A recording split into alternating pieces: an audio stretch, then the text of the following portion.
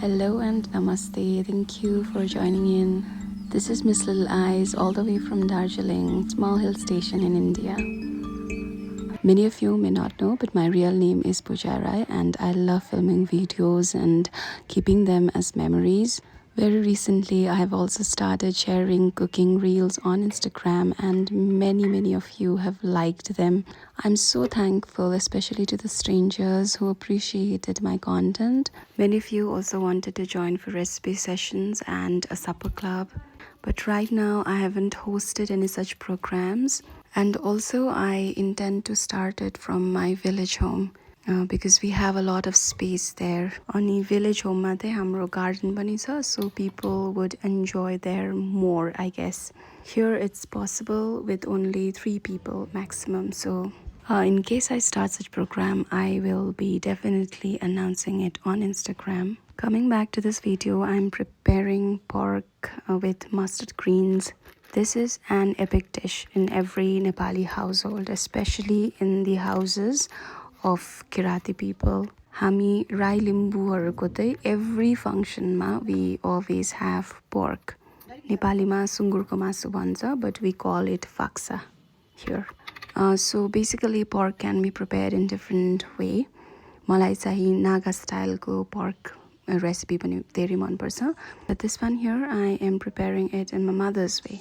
I have used a small amount of pepper and then a pasparan, grated garlic and onions at first.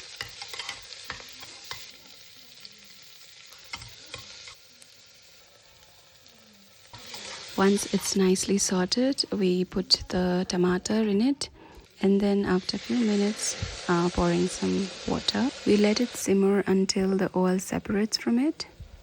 After that, we put in our freshly washed faksa in it. Here in the town, we are directly putting it inside and then using the pressure cooker to cook it well. But in the village, we do it in a different style.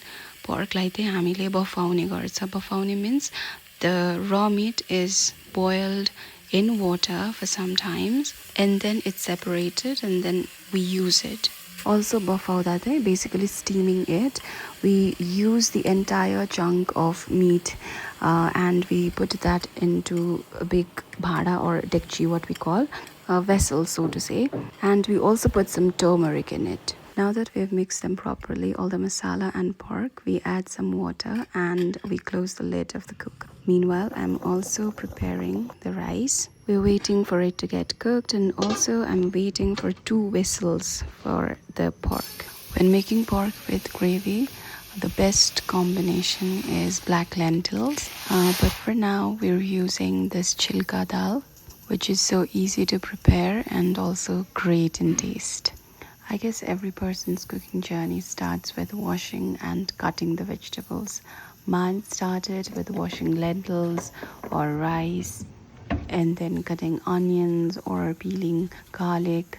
This was how we helped in the kitchen. I always disliked cooking. I always felt that cooking or working in the kitchen area is something that is very much rooted in patriarchy. And there is truth in it, but once you get mature, you see the art of cooking in a very different way. I now see recipes as memory, identity, and ancestral indigenous knowledge. Without having cookbooks, we are so rich in recipes.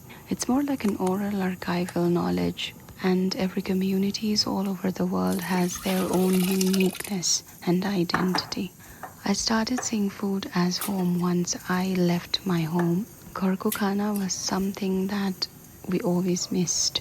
Ani gharko khana matra nabhaera, we also missed the food from different shops in Darjeeling, like your favorite momo from a particular shop, and then aludam from Bariko shop, something like that. And also once you start living in a particular place, you start mapping that region from those foods, like those food items gets particularly attached. So I have a list of food items that I have always associated, particularly from my university days, like for example puchka, and my favorite pyala salad. It's this sliced guava that you get in a paper mixed with chili sauce and mustard sauce, a glass of Mossambi juice, fried rice, and a sweet snack made from coconut and rice. Now, after 2 whistles, I have opened the pressure cooker. I'm checking whether the meat is fully cooked or not. Even if it's not fully cooked, it's okay because we will be adding mustard greens and then cooking it again. Now that I'll be using mustard greens, I am using a cauldron. Before pouring our pork gravy into the cauldron, I'm using it to roast some jeera because roasted jeera always elevates the taste of our pork. Meanwhile, my dal is also getting ready. This roasted jeera is to be crushed before it's put into the pork gravy.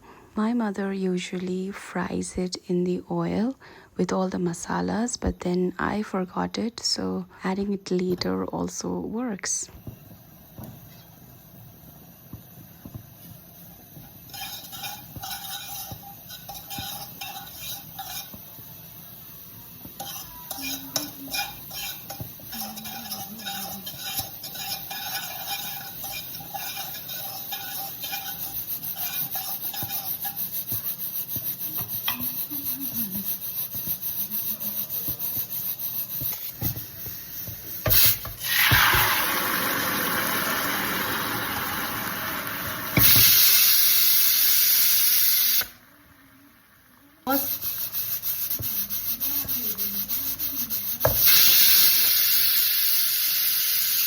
Now this is always my favorite part. Faksakomasu with rayakusag, and adding rayakusag into the faksakomasu is like the best combination ever. No need to toss the sag around with the spoon, which is laid above the pork. Let it boil for some time and then we close the lid until the fresh green slightly changes its color. I have seen people pressure cook it along with the pork, which is not the right thing to do because the taste disappears. Now when we cook it in this way, the taste of pork is already there. The taste of mustard greens gets added. Both the taste gets mixed, but the flavors get retained in a subtle way. And you get this fresh aroma mixed with pork and the mustard greens. And when this aroma fills the kitchen, everyone will get to know that, you have cooked pork with mustard greens. At last, I am using some freshly grated ginger and garlic. This is always my mom's signature style. And along with it, I'm also pouring in the roasted jeera powder that I prepared just now. And finally, my dish is ready.